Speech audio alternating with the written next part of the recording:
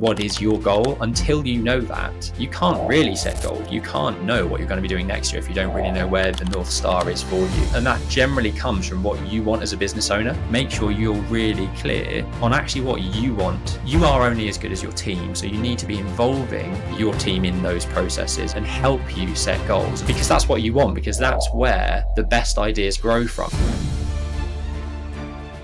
We're going into 2025, so it's a perfect opportunity for you guys to sit down, think about what you want, and hopefully there's a few top tips that we can give and how we generally do this type of thing that you can take away. And before I get into it, this template is available. So if you want this template, do reach out to us, email us at info@xpproperty.co.uk, and we can send you a link to get access to this. We call it strategy on a page. We've been through it before sort of numerous times, but I want to talk about some other top tips that I think will really help you kind of with that goal setting for going forward. 5 top tips I've got for you, and Jack's already touched on one, and that is about working backwards from actually what you want. Like Jack says, what is your goal? Until you know that, you can't really set goals. You can't know what you're going to be doing next year if you don't really know where the North Star is for you. So work back from that, and that generally comes from what you want as a business owner. In that Goldman Sachs cohort, for example, every single person in that group will want something different. Some of those businesses might be lifestyle businesses where actually they want to create something that works relatively passively without them because they want to spend time with their family. We've got other people that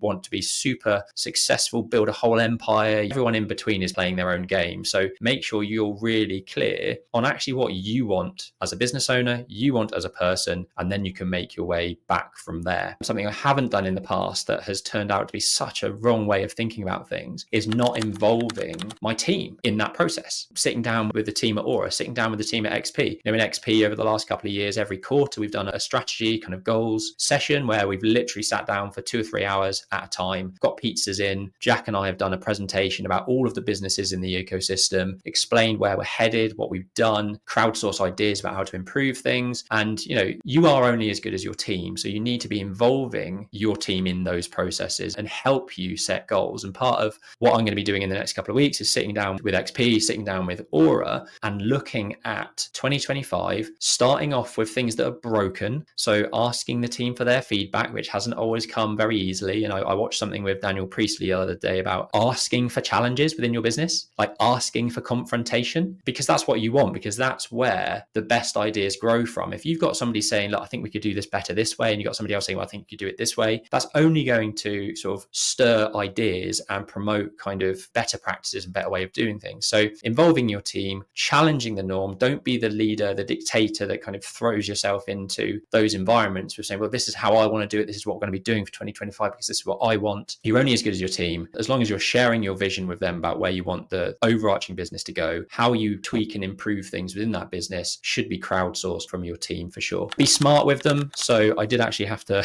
look up what those actually mean, which is specific, measurable, achievable, relevant, and time bound. Yeah. The sort of big one I think after that is actually that they're realistic, because it's no good starting out at the start of the year and being like, I'm going to buy 20 houses. I'm going to grow my team by 200%. Like, it's not a realistic goal, especially if you've maybe just had a baby or, you've got other things going on in your life. You have to be realistic with these goals. Business goals are one thing, but creating habits for yourself, having personal goals that you want to achieve. If you're running a business, it's because you want to sustain the personal lifestyle that you want to live. So, what are you doing personally? What goals are you setting for yourself? Is that I want to be body fat percentage of X. I want to go on 6 holidays this year. Once you know that personally, it will help your businesses know what to do within your business to then try and achieve those things as well. And the final thing, top tip, is about telling everybody. Once you've got your goals, get everyone else to hold you accountable to. The more people you tell, I guarantee the more chance of succeeding and doing those things will be. You are subconsciously now more aware of what needs to happen to get you to those goals. So make sure you're telling everybody. Can I actually add another layer into the telling everybody one? Because on the mentoring call I was doing yesterday, he's a young lad, mid-20s. He told me his goals, and I actually don't think they were ambitious enough. So just one layer in there is like sound test it with someone else that might have been a similar thing to you or done a little bit more than you, because I actually said